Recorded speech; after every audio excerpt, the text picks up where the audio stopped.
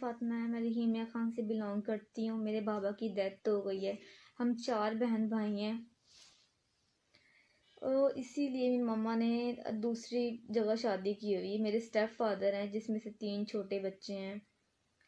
15 साल हो गए मेरी मम्मा की शादी को। और जिस इंसान से मेरी मम्मा ने शादी की है, इस इंसान ने 15 साल से मेरी मम्मा को घर में नज़र बंद करके रखा हुआ है। अपनी फैमिली रिलेटिव से मिलने नहीं देता, ना कोई नेबर हमारे घर आता है, ना हम कहीं जाते हैं। घर में कैमरास लगवाए हुए हैं ताकि हम पे नज़र रखे किसी से मिलती तो नहीं है। इनका इतना गंदा बिहेवियर है हमारे साथ। मेरी मामा को दिन रात इन्होंने ब्लैकमेल करना है, टॉर्चर करना है। ना इन्होंने ईद देखनी, ना रोज़ों का लिहाज करना है, ना रमज़ान देखना है। इन्हें किसी चीज़ का लिहाज नहीं, बड़े छोटे का, ना बेटी का लिहाज है। जहाँ दिल करता शुरू हो जाते हैं। मेरी मामा को इतना डिप्रेशन का मरीज़ किया और मेरी मामा ठीक से बात नहीं कर सकती।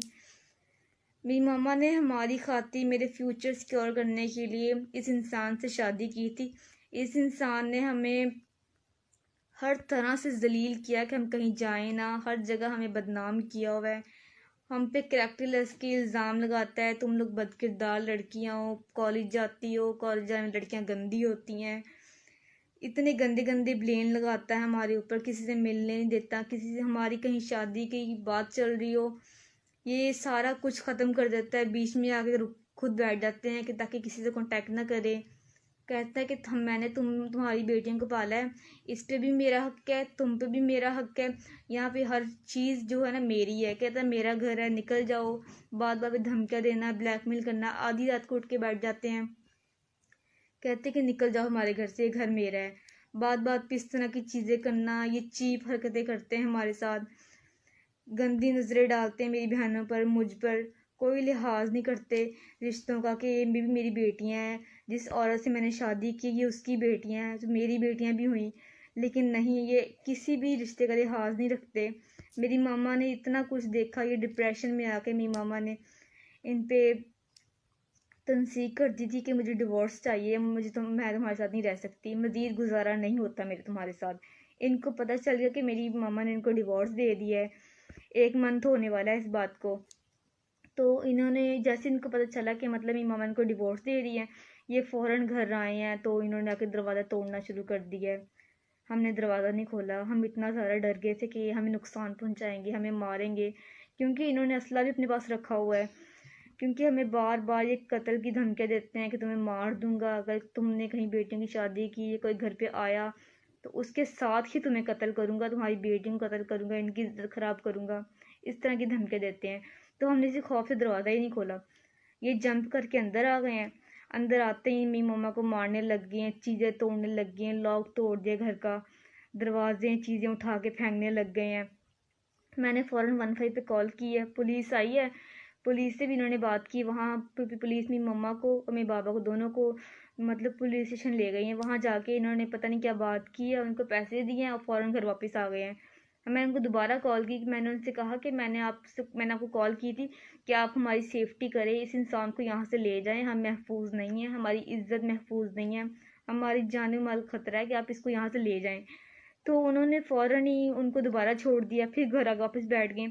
हम सारी रात जागते रहे हैं कि हमें पता नहीं, इतना हम खौफजदा थे क्योंकि इनके पास असला था। इन्होंने असला रखा अपने पास अपनी सेफ्टी के लिए। हमें सारा दिन टॉर्चर करके इतना डिप्रेशन किया हुआ है, हम स्टडी नहीं कर सकते, हमारा सारा फ्यूचर बर्बाद कर दिया है। जिस मकसद के लिए, जिस छत के लिए मेरी मम्मा ने शादी की थी, वैसा कुछ भी नहीं हुआ। इतना ज़्यादा हम लोग डिप्रेस्ड हैं, हमें कुछ समझ नहीं आता हम किससे जाके मदद मांगे, किससे कहें कि हमारी हेल्प करें, हमारी इज्जत की हिफाजत करें। ये इंसान तो हमारी इज्जत का भी दुश्मन बना हुआ है।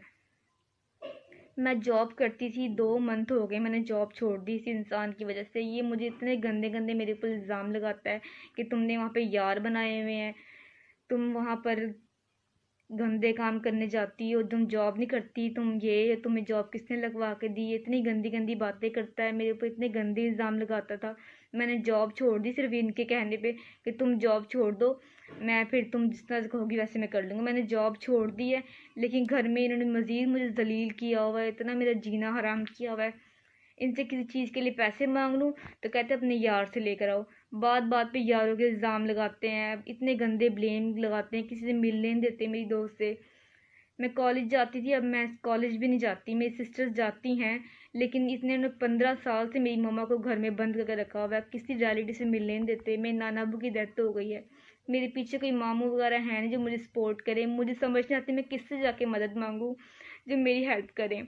मेरी मेरी आप सबसे गुजारिश है, जो ऑल मीडिया मेंबर्स हैं, मिस परवीन अकरम, मेरी आपसे रिक्वेस्ट है कि आप प्लीज़ मेरी मदद करें।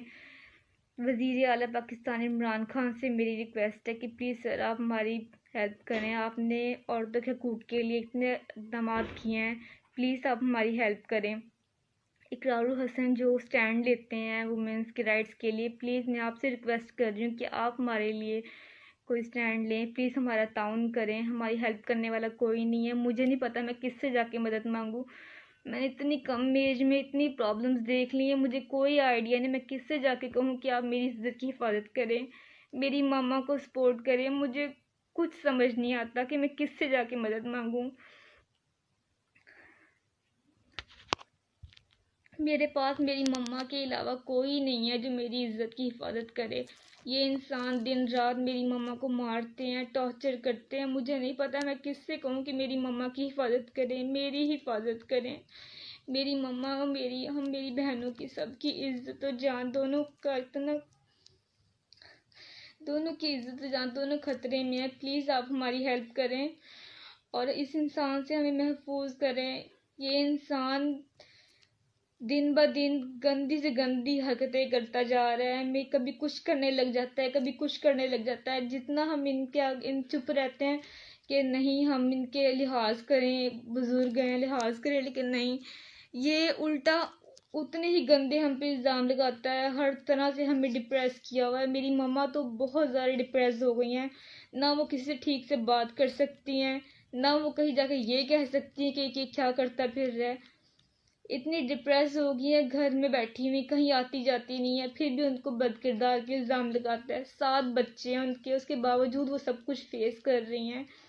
मेरी तमाम मेंबरान से, तमाम हुक्मरान से रिक्वेस्ट है, प्लीज़ सर हमारी हेल्प की जाए। मिस परवीन अकरम आपसे मेरी रिक्वेस्ट है, प्लीज़ हमारी हेल्प की जाए। लोग अपनी ईदें, अपने फंक्शन सारे इतनी खुशी से गुजारते हैं, हमारी हर ईद, हर रमज़ान इसी तरह बर्बाद हो जाता है।